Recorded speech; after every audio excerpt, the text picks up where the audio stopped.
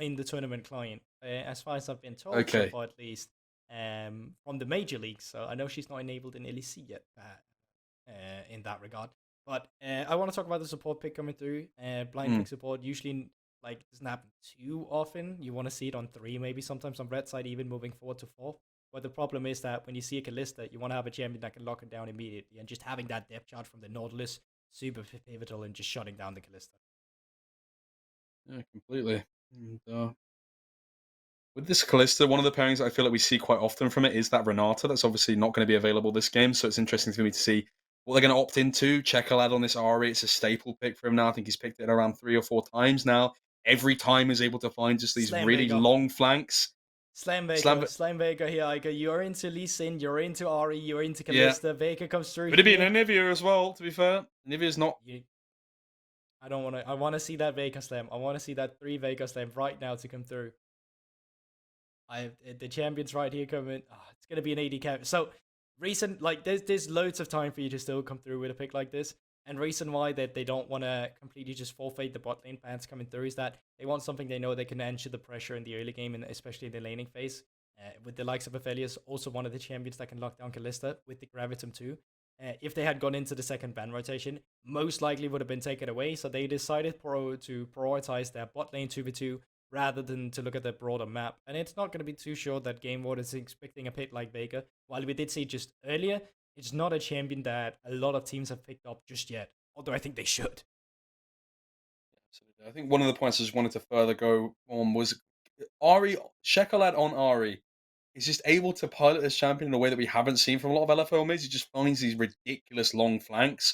Oftentimes, if they're able to get these advantages through these tier 1 turrets as well, he's able to go over walls and just find these very long exchanges. He just has such a creative freedom of expression on this pick. And I really feel like that's going to aid GameWard against an LDLC team that is creative in so many different directions. And I feel like GameWard are going to be able to counter that with this composition. I think I just heard you say the exact same thing yesterday as well when he just picked the RE into Mirage as well. Yeah. Managed to find a couple crucial picks there too. Mm. Rail ban, now that's really interesting. Rail, controversial champion, of course, takes away a couple of shields there as well, but kind of difficult to pilot. Like, Nautilus can hook her out of her W. Yeah, she can move forward with it afterwards, but interesting champion to see be picked up here. Might just be prior from what do you say, Camellia's coming through. Me that getting taken away from Camilla. It's no surprise to see Lissandra as well, obviously traditionally seen as a counter to that Ari traditionally, but this does open up, like you say, that Veigar to come through as well. You still feel like it's in a position where they can take it? I mean, I would probably just slam it here myself if it was me. You can save counter pick for top lane as well if that's what you're looking for. So I definitely feel like there's room for it. And yeah, I mean, please lock it in. I called it just like 3 bans away, and it's a champion that's baffling not to see banned when you have Lee Sin, Ari, and Kalista. It just screams pick Vega. Yeah, and I think you predicted that well, and I think LDLC probably a little bit confused as to how they've got on that out here, but we are going to be seeing some blind top and I believe blind support as well here. For me, this is probably we have to take maybe a Gnar here, I think, to aid, and I think Rakan as well, pretty good as well, gives you a little bit more of a engage, but you can see how much of Game War's composition is going forward. Um, Now LDLC have a chance now with this R5 pick with a top, maybe find a little bit of disengage. It's such a difficult team fight to already pilot this, and even I'm looking down towards the bot lane to two, or in, like Rakan into Nautilus is not a lane where you want to influence the 2v2 in itself. You want to kind of move out of the map itself. That's where Rakan excels. He doesn't do well into champions that applies a lot of CC because stuns, roots, whatever kind of thing that just abrupt stops movement also stops all of his dashes. That means Nautilus auto attack can actually stop the W to come through. It can actually stop the E to come through as well. So all of these champions that GameWard is kind of locking in now, it doesn't really scream adaptation to me. It just screams like, well, screw it. We already had this composition. Let's continue with it. And Yone on towards the top lane. We talked about Ragnar earlier as well. He's a guy on tanks that'll do well, but on carries, he knows how to min-max and he knows how to do it with low resources. 100%, and I feel like LDLC just really have outmaneuvered in this draft. I feel like you talk about how they've got this Lee Sin and Ari, and the answer was always there to respond. I feel like at the dawn, just before the turn of that, it's like in poker, right? It's the turn of that river, turn of that second ban phase. Oh, They yeah. had two options to pivot towards. Was it securing that bot lane to make that sure up their options there, or was it to just slam down the Veigar like you were saying? They were able to just get two options through. They didn't have to make the choice ever, and LDLC just really, I feel like, have all the answers to what GameWard have really proposed here. I completely agree. I think they just sit back, they have a good time. Even speaking from a laning thing's point of view, yes, Ari can push in the Veigar in the early game, and that's the kind of pressure that, GameWard they'll have to work with, because if they don't, it's kind of the case of the first game we had earlier today. There is playmaking potential in this composition, but it's very difficult if you fall behind against a champion that, infinitely scales in the likes of Veigar. Also have Aphelios, doesn't mind getting to the late game. And, Yone against 4 squishies, realistically speaking, even the Gnar is going to have a field day. I just feel like from the side of LDLC, in conjunction to what we see for GameWard, I would favor their draft any day of the week and try and play that itself. Like, if I'm playing solo queue on GameWards right now, I'm dodging. Yeah, it's a little bit of I don't even mind if it's a -10 personally. -10, 24-hour lockout. 24-hour lockout. You always got Smurfs to go to. But I do agree with you. I think LDLC's composition just really offers just a complete answer to what GameWard have built. It really feels like it's going to be on GameWard to find some specific picks. But in fairness, Corporal, this has been a team of individual performers. If anyone is going to be able to individually perform on a level in this league, it is going to be Chekolad. But I feel like he's really got his work cut out for him. But we're going to have to keep an eye on him, I guess. As a GameWard fan, first 10 minutes of the game, absolutely crucial. If you make stuff happen there, that's your win condition. If you don't make the first 10 minutes where it matter, that's really a lose condition coming through. And that's why at times on this patch, I really dislike the patch. Because in the hands of the best players, I would say, you know what? Great. We love to see it. We know that you're mechanically skilled. The team effort, it's just there all the time. But with, on an ERL level and where we see mistakes, come through even in the mid to mid-late game every round, then it's going to be difficult. But we will be right back into the game. It's just a bit after this little intro.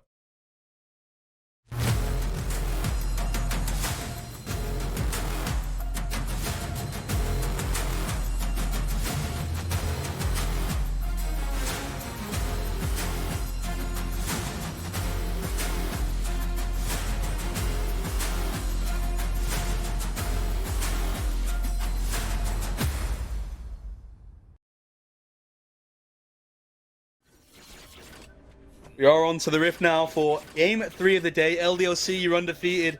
Former, or reigning champions rather, the LFL up against GameWard, the challengers.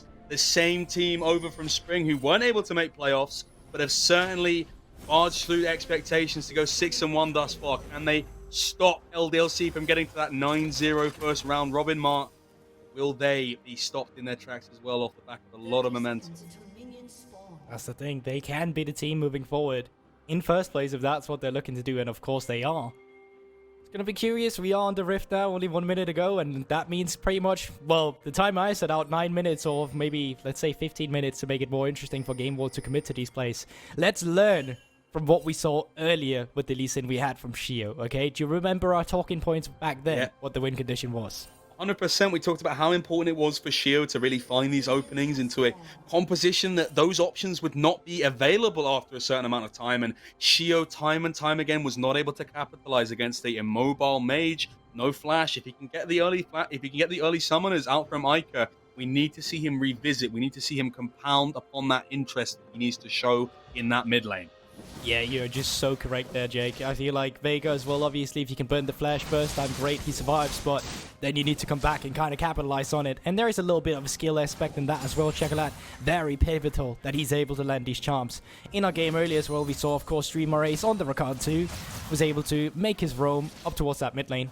In a matchup that's Aphelios and Nautilus into Kalista Rakan, it can be fairly dangerous to leave your AD carry alone, which means that they rely a lot on getting that bot lane priority. And speaking of that priority, they're already fighting for it. Already fighting for it. You see Dos taking a little bit of a trade out there as Inax and Camilius going in for a little bit of early aggression, but it is what we need to see from them to justify this Kalista pick. Inax time and time again is able to find these severe advantages. Actually, the kill leader in a single game, 13 kills was his score on the previous Kalista game that he had during the split. So he's a known performer on this, and I feel like against Exakick and DOS, one of the more seasoned bot lanes in the league, he really has to show that.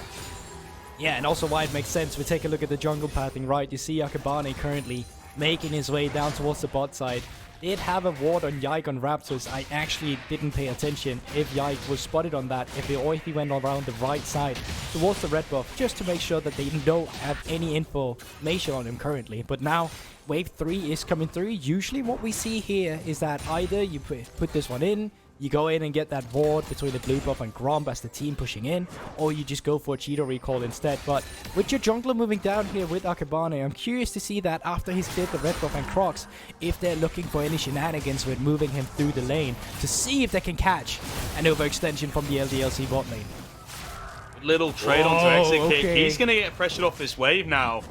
Doesn't have that heal summoner now, so it's going to mean that if you have any way to dissuade any immediate damage, has to be very careful when he chooses to put that exhaust in it.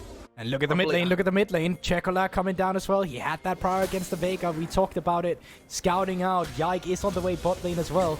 But so far, Execute forced to give up resources. They're going to go for DOS here. Yike's off to the side. He's got to get here and try and help almost immediately. Teleport comes out in response. Yike's off to the side here. Has to use his stun. Going to get Camilius though. First blood does go the way to LDLC. Event Horizons come down. Charm onto Yike. Can he find one more? Not quite. Flash over the wall, but they're going to get Checolad. And 2 for 1. Inax is over the wall. Inax! Over once again. He's going to do even more. Akabane is going to go in now. They try and find DOS. Can Ica find one more kill? He is going to be able to. Red buff is on Inax, but it's a 3 for 3 thus far. And GameWard are able to find an advantage for something that looked so tremendously bad for them to start off with. And we said it, the first 10 minutes of the game, they need to make something happen. Looks like they understand that win condition fully from GameWard as well. It's messy, and it's not looking too good in the beginning. But fancy footwork from Inix is really what saves this deal. Let's take a look at it once again. Does beautiful flash from the get-go. If the CC comes down immediately, he will just get taken out. And he splits the position up so big here with the fact that Inix has to walk down towards the bottom side. I'm curious to see that Yikes doesn't really capitalize on taking the soul here. I understand his thought process. He doesn't want to get stuck as Rakan in the form, but I feel like he gets so much value out of the CC he get in the Rakan form, the extra shielding. Either way, he does get taken down, and this is where Inix really just shines, and it shows the Kalista priority they had. He jumped back and forth between the wall there so beautifully, and then jumping out afterwards with the Q, just perfect as well. Now starting lane 2-0 does have double buff on himself, so if you're looking to capitalize on a bot lane lead, now you at least have the tools for it on the side of GameWard. Yeah, great stuff there. That's what it means to be a Londoner from Inax there, showing a bit of that bravado. It's exactly what we needed to see from him to justify this pick. We spoke about how important that was and how much damage he can really get done if he gets accelerated. And that's now very much the case. You look at how the gold distribution went in regards to LDC. It's a lot more split. Serve their style of wanting to operate through multiple fronts. An isolated match in the top side as well with this wave coming in. They are going to be able to get this dragon. It's going to be important for them to now build upon that win condition. And if I was in the studio right now, I'd be highlighting the cross map on the minimap instead. Draw a little circle there. You can see Akabane. He's gone on towards the Crocs instead. Can be making his way down towards the Raptors if they want to skirmish. On Yike making his way up there. Yep, there we have him. This does mean if the camp, I mean, I don't even want to, don't know what to call it, clear, continue as we see so far, Akabane will hit that level 6 before Yike does, and once again allowing them maybe 30 seconds, whatever it takes to clear a camp, extra momentum to really commit to a play with that Lee Sin ultimate advantage. But for now, just posturing from both sides around the mid lane. You can see how much this matters.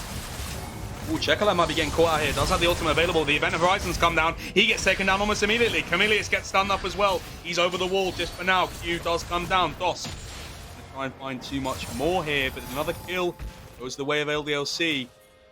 And we spoke about earlier, Coolborg. We talked about how important it was that Akabane finds these windows now. He's found a little bit of an advantage here, but not able to do much in terms of generating the summoners. Ica has flashed us now. Can he capitalize on it in these oncoming minutes? We pondered and we pondered about it, but we didn't actually mention the fact that, of course, once again, Vega, one of the reasons such a big counter pick into the Yari is that he just nullifies the movement to come through from the champion. And Checolat, of course, had to expand his flash earlier, so once he was caught in the midst of that Event Horizon, there was no way out for him, and that is why Ica's champion is so good into majority of GameWard's champions here. Absolutely, I think that's one of the things that we really touched upon in the pre-game is just how much it really disables a lot of what GameWard want to do and how they have to find ways around that. So far they've been able to do that. Inax is able to turn a very bad dive the right way for GameWard in that bot lane, but now they have to just continue onwards, and with these summoners being burned, like we've said, really need to see a revisit with that level 6. It's going to be Akabane, I imagine, as he revisits his topside camps. There we have it. He is level 6 in the bot lane, but summoners Doss doesn't have that flashback. He does. This is not where you want to be. Try and get towards that mid lane soon enough. Not too patient with it either. They had the sweeper, knew he was going to ward. Melonic getting aggressive on the top side. Of course, Ragnar getting unstoppable with the soul unbound as well. But you have to ponder that it's just going to be Inax versus the world. He's 2-0 in the Kalista. We need to see more from him, though. It's not going to be enough, especially not again when you're against the Vega. It just counters your entire kit. Low-range champion like Kalista. And that event horizon from Vega. I mean, we can go on for years to talk about it. I think even beyond the Vega is obviously your focal point, but even look toward the subsidiary tertiary packages that LDLC have to offer. You have this Ragnar, you have Ragnar on the Yone. He finds you out here. The initial kind of abilities to get away from this with the cleanser are already burned. You have Nautilus, you have Yike, you have Execute as well, able to find it if he has the right guns. So much has to be done by Inax that we need the rest of the team to pick up the pace here, find some of these advantages. Otherwise, if we get towards that later point, it's going to be so hard for them to play. You asked, silly Don Jake, and you shall receive as well. A Rift Herald will be taken up here by Akabane, and if they can get this one uncontested, that could be attack off tempo to come through as well, of course, allowing you to take care of the bot lane turret or mid lane turret if you want to open it up, or just commit to a dive somewhere. But tracking once again from LDLC will then be pivotal. Around the area is Yike, of course. They get the intel now that the Rift Herald have been taken by the Lee Sin. No ward jumps will be fulfilled unless he used the pink ward now either. He's just hovering around the mid lane. So is Camilius, once again, lots of attention being given to Iker, but so far, he hasn't fallen prey to any of it. What to draw attention to is as well as that window has lapped. Iker has that flashback up now. The next point of contention will be a potential skirmish around this dragon coming up in around a minute or so. And with all things on the table, it brings us back to this point. We keep trying to bring it home, Coolbook, how difficult it is for them. They need to turn at a moment's notice, really be the first with no hesitation, because in the face of an LDLC team that is so disciplined, they won't give you that opportunity. Most certainly will not. This time around, LDLC with the members around mid lane does need to find a pick. Will just allow Iker to go for a back himself. Can recall, can reset. Less than a minute for that Drake. Of course, LDLC already picked up the first one. And let's talk about it. When you're the one who's making the first move on the objective, especially when you have that event horizon from Vega, when you have to turn potential with the Nautilus, it can be the dire face shaking it as GameWard, who doesn't really have that strong tank coming through who can take the beefing. A nice little freeze that's been set up here by Melonic, I think in anticipation of this dragon that will come in. This means that Ragnar's going to be somewhat locked in, and I say this and he immediately breaks. Typical. That is, of course, typical. Mega has come through, teleporters, set expanded, and there's just no way top laners is going to be, well, put into this fight, unless they decide to just completely abandon their wave and move down there, which we, of course, is not expecting. But down towards the bot side, they're getting cheeky with the vision control. They're looking for play here. Oh, it's a lovely little engage there. Inax is forward. They found exit kick. Inax finds another kill. Can he find one more into DOS? It's going to be one more attack. Will do it.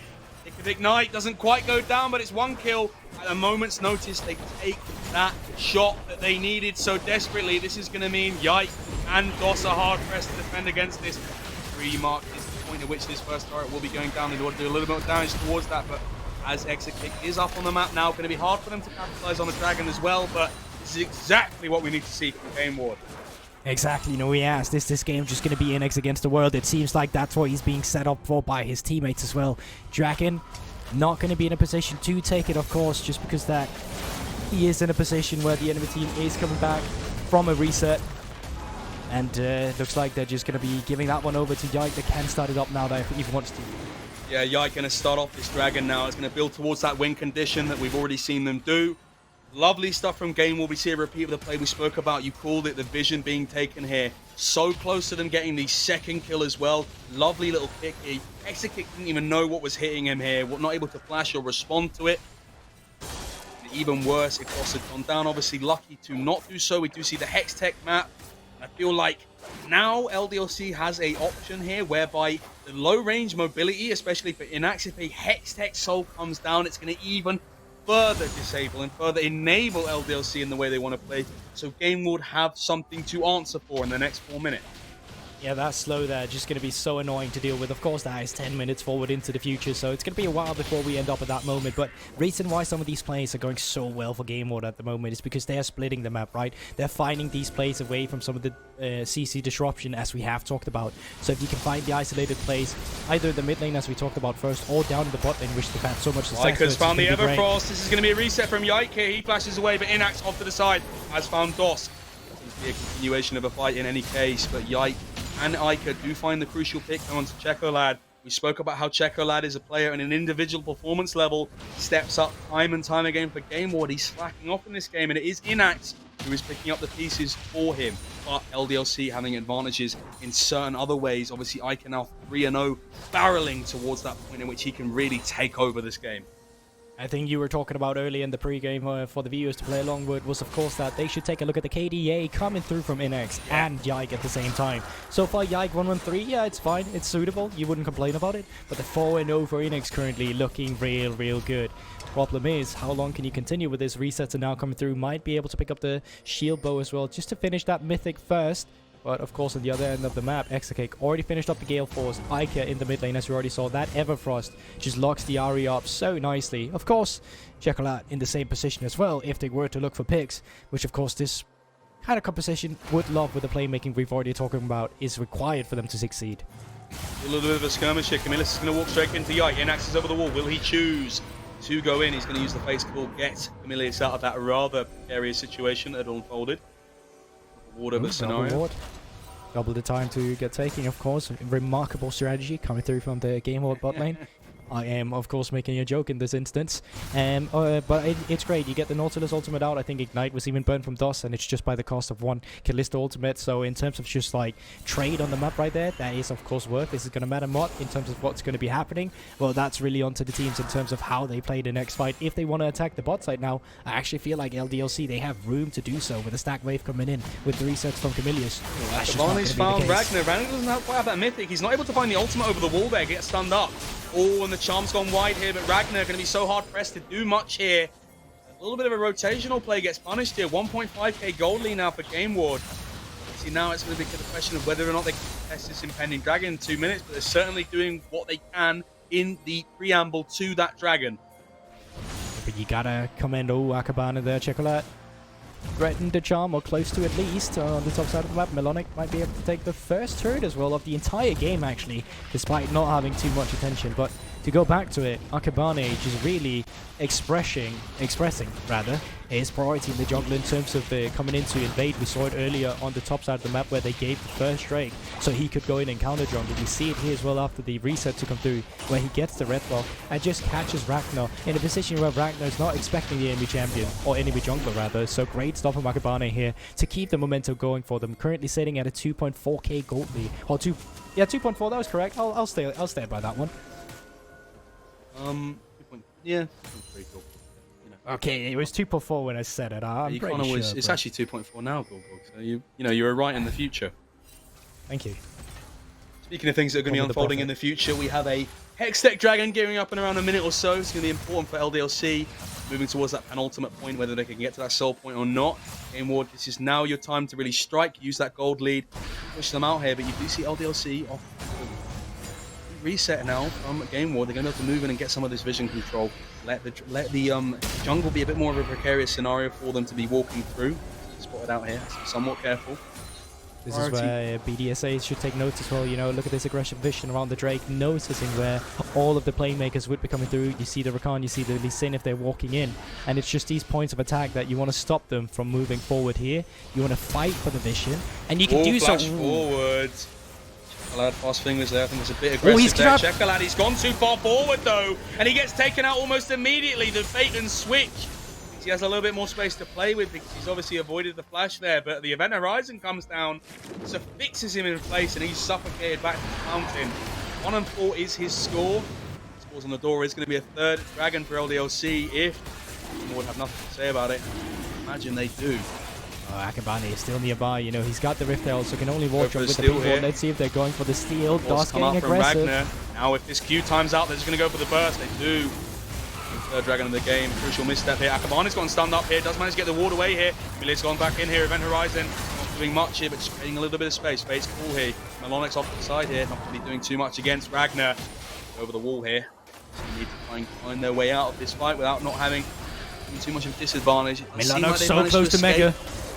It's close to Mega. Will he choose to go in here? Chekolad has ultimate available, but it doesn't look like GameWard are going to go too aggressively here. They're just going to let them walk away here, and you almost feel as if they had to. A moment of hesitation is allowing LDLC to get away with that one. And yeah, you're right. I mean, despite the fact that Ike had pretty much executed everyone across the board except DOS, did have that flash as well to come through if they wanted to play it reactively. It definitely looked like a window where you could punish. Either way, they're still getting something on the back end of that trade. They did have that Rift L in Arkibane's inventory. They're taking care of the Raptors once again. And slowly but surely, they should be able to get a second charge. Well, it's going to be a team fight here. In Axe, oh, that's huge. Man Q2 from Ragnar there. It's not going to mean too much, but stun on the back end of it. Yike is caught in the... Sorry, Chekolad is caught in the event horizon there. It's a 1-for-1 thus far. Looked like it could be disastrous off the back of Ragnar landing onto the floor there. Inax is able to flash out. Another kill that goes the way of GameWard. They get the mid turret. They're building their gold lead. 2.9k is the gold lead now, but they have to be careful in 3 minutes time. And it's been a difficult game for Chekolad so far. Ike, every time he sees Chekolad step too far forward, that event horizon is slammed immediately, and he's just taking down. It's the nature of the matchup, and you have to punch her. Once again, Vega should have been banned, should have been not. You could say that they probably knew about the pick, and they wanted to play around it. They did try, but Ike did a phenomenal job at disrupting any pressure that came towards him. And even just looking at the farm, he's sitting at almost 200, 19 minutes into the game. And you take into account the fact that he's been forced away from the lane with multiple people staying around him. That's rather impressive. Ike 5-0 on the Vega. Really just the champion from the draft that was going to shut down the competition, but now personally, as a player, he's also leaving his mark on it. Definitely has a personal agenda this game in terms of just being gifted the ability to really just take the game over him. He's taking the bull by the horns and definitely just powering forward 5-0. It really can't be understated how strong he is. That tier almost stacked as well. Now we see the... Well, it's going to be an interesting decision. Does he pivot towards his more tank items? The Dead Man's Plate, the Anathema's Chain. Does he go for more damage? I think with the fact that it's so difficult to get onto him. I mean, what is your thought process? Do you shore up your only option of losing, or do you power forward with the pure aggression? Well, first of all, I'm thinking it's called Anathema, and second of all, I think like you have to power through it. Like we're running out. That's a pronunciation there. Come on. Yes, I have to call it out. There you go. I'll be a pro, man. I'll tell you if you got something stuck in your teeth, man. I'll be the one to tell you. Speaking of things that are going to be stuck around here, it's 3 members of LDLC here in the periphery vision of the Baron pit as GameWard is setting up rather aggressively around it. You almost feel as if with that Callista, they want to try and get a bit of aggressive around towards that. Get a little bit of vision the same way the LDLC have previously. You almost feel as if a lot of their attention is being dedicated towards the Baron. It's a bit early. You maybe want to be dedicating a little bit more attention as we rattle down the time towards that next dragon.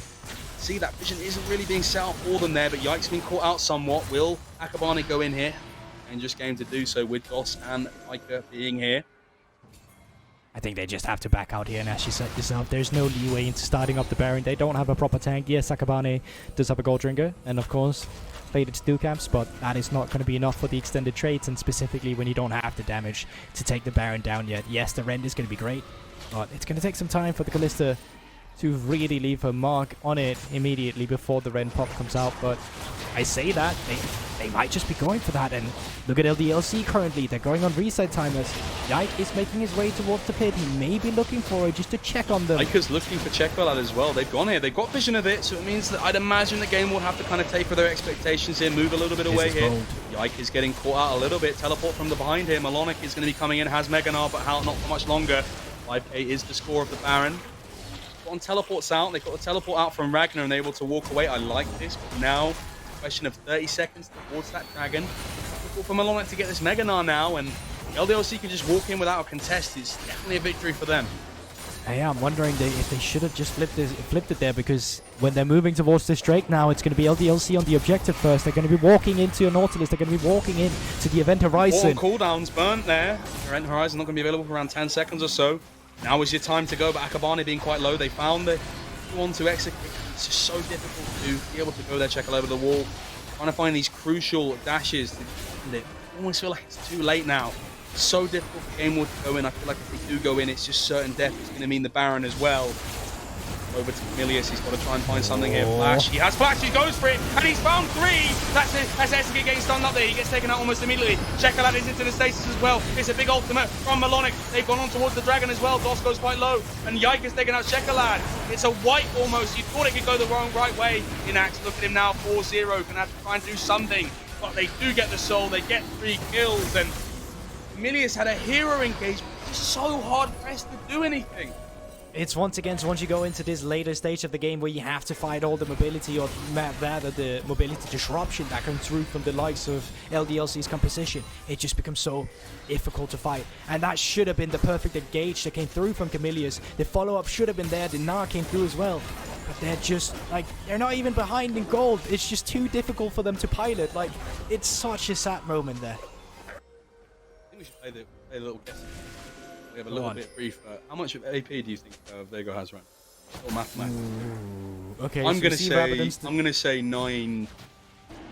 870, 880, somewhere around that. 666 from the Vega, but let's have a look at the replay again, because you see this flash. We predicted it. Really good engage here. Finds execute. There's just no follow-up. Shekalad's already too low to really contribute much. Melonic doing so much, but it's just so difficult to do anything, especially when your main playmaker, your main seat of gold, your seat of power is Inax, and he's not able to really get onto beneficiary points of this team fight. And it's just things that LDLC can just walk all over you at all points during. 666 on the Vega. Show us the wait. He just bought a blasting once. It's 700. I'm saying 700. No, okay. 600. So something between 6 and 700. I'll be genuine. I'll stick to my original. 710. Alright, cool. Well, I'm bad at maths. It happens. Oh, it's okay. Don't worry about it. I'm a dropout, so there you go. As we drop into the action, soul being gained by LDLC here. You know what I mean? That we spoke about earlier, how important it was for them to get that. It disables Inax, disables the ability if they can land it onto Camilius prior to an engage as well. It's going to mean that so much of their movement is locked up, and so much of GameWard's composition means going forward, landing these engages. We saw it in the previous fights. That's going to be even more difficult for them to do. The odds are continuously mounting for them. As they're not taking their chances. They're not building their advantage. I've said it so many times. The drafts that require high execution and this scale, it just never works. Like, we've seen it 2 times today already. Of course, they can still prove me wrong. We said it. Inax against the world. This man, he has to be a superhero. He has to be the one making the difference. But you have to find a fight where you're able to peel him, where he gets space to play around with, because there's no event horizon where DOS ultimates do not find him. And then even if, like, there's so much in the LDLC toolkit to stop it, Yone ultimate as well to create the disruption if some of the CC gets layered. It just feels impossible. Yeah, I know. LDLC going to be teleporting in here, not necessarily to respond to any proactive behavior, just to kind of dissuade, make sure their presence is felt on the map with that soul now. LDLC don't really have to fight back. I feel like they just... One of the problems I can foresee for them is they constantly have to be locked into these scenarios whereby they're getting the neutral objectives. It's difficult for them to be the ones to engage in a fight, I feel like almost. They're almost having to be reactive in a way, but they are slowly building towards that gold lead. Is it the case that we need to see them slow down and then play for that Elder? Can they ever be proactive on the map, Bulbul? Well, crucially, I feel like they can be proactive on the map there, and that's actually very curious to see that we haven't seen it just yet. They've only taken 2 towers in the map. Pivotally, GameWard has actually been the one who's taken 4 turrets themselves, and that has really allowed them to take further gold lead than we actually see. And they're playing a bit on the back foot here from the side of LDLC. I feel like they are in a position where they can take more space. Maybe they're just too scared of making that mistake, but that 2-minute Elder Drake, you know, that might be a win condition for GameWard. We've seen that even at the LEC, you know, Rogue versus Mad Lions. Rogue came back from an impossible game that should never be come back from, just from a steal of an Elder Drake. Akibane or anyone else on GameWard, if they're able to do the same, I mean, that might just be the swing back into the game. Yeah, spoke about how these windows of opportunity need to be found and how difficult it is to. I think, you know, the ADA would suggest from Akibane he has been able to find them, but it's just not enough. You almost feel like he's got to do it again. It's continuously, you know, your previous achievements mean nothing in this current moment almost. It almost feels like they haven't built to anything that's going to be long-lasting. And now LDLC ramping towards that point at which their composition just truly disables everything that GameWard are going to be able to throw at them. Now it's the point at which you've got to have heroes. You've got to have Inax focusing on individual performances on targets that he can't necessarily reach by conventional means, Akabane gonna have to find access against Execute. When he has Flash available, it's going to be so difficult to do, but we've seen them do it before. If they can turn at a moment's notice with Camilius as well, play around this vision, move aggressively, they can maybe find that miracle team fight. Randy Moments coming through his third item for Inax here will give him an extra bit of HP. It's not going to help him too much against the live up the breakout damage in that regard. Flash once again from Doskin through, goes wide. Does have that Sonya's hourglass, so can allow himself to get too aggressive, but look at the posture from the side of GameWard. Look at Checolat, look at Camilius. They're looking for these stream flanks once again. This is what Checolat's been known for continuously, game after game. We spoke about him on the Ari, able to find this very flexible, fluid, creative movement. He's going to have to come up with some severe answers in this game if his team is going to have a chance. With 30 seconds now on the Elder Goldborg, we need to start looking towards these individuals. Akabane, Checolad, all of these people, all of these individual forces have to come up absolutely clutch against LDLC for them to even have a chance here. Boss finding the engage now, but this might be Camilius getting taken out almost immediately, and as well as that Akabane, we spoke about how important it was. Inax flashes away, but he's going to be flashing into the own ultimate. He's doing a lot of damage though, but the Hex Tech gate is going to be gating the affair, and that's his stride taken out of the step of Inax as he takes his first death. He takes a massive punch in the gut of KDA. Yike over the wall now, tries to find Melonic. Melonic passes away now. And another chance in the bow of GameWard's chances are taken out. They are feathering towards a early to late defeat here. And that's just like, once again, 28-minute Elder Drake. Absolutely record pace coming through from LDLC in terms of how fast this has gone. They know they can take the team fights. They know they don't need to be proactive on the map. They can just wait around for these objectives to come through. Elder Drake has been taken. Check. Next one is going to be Baron. Check. All right, let's start finishing up this game. With the priority will now happen the entire map state. And Baron, it's really going to be the case now. Start to talk about them being on the back foot, not quite having the advantage in some of these turrets. They've managed to equalize that now. You can only expect that to go further and further as LDLC can now be the aggressors. They can now be the ones that don't have to be reactive. For 30 minutes this game, it's been the case that LDLC are just winning out on the desperation of GameWard. Now they can really start to strike fear into the homelands of GameWard, move beyond this tier 1 and secure the game further and further. Yeah, you're completely right. This should just be a wash at this point in time. There should be no way that GameWard gets back into this one. Baron, Soul on the Hectech Drake, of course, and Elder Drake. Like, there should be no question about it. And I feel like LDLC, they've just been so cool. They've been so calculated. Yes, there was some disastrous down towards the bottom side in the beginning of the game, but I feel like more than it was LDLC's mistake, I feel like it was more credit over to the side of GameWard that actually had a phenomenal early game, and they're they all had setting really up good here to problem try and solving. take out Ragnar. The problem is, if LDLC gets wind of this and they just commit fully towards mid, it's going to be a very dangerous affair. You can see Ragnar here on his own. Who's waiting for him in the bush? It is going to be Inax. Now, Ragnar has to buy a lot of time here, but LDLC are committing towards the mid lane. Stasis has been granted. Inax is going to try and find him. Here's Akabane off to the side. They've got it back so quickly now. LDLC, we need to pan back. We need to see what's going on here. They're all having to teleport. LDLC have racketed through the base now. They take out one. The teleports have come out in response here. Doss is going to get stunned up there. Checolad gets taken out by the Nautilus Assault. He's dissuaded for a moment in time. LDLC, Yike goes in. He flashes. He takes out Checolad. He finds the charm onto Camilius. Inax is having to do so much here. Doesn't have the flash available. They find the stun onto him. Event Horizon is going to get taken out. That's Ike taken out. Camilius. That's Ike taken out. Inax as well. They take the game 8-0. One game away now from taking that 9-0 round robin. And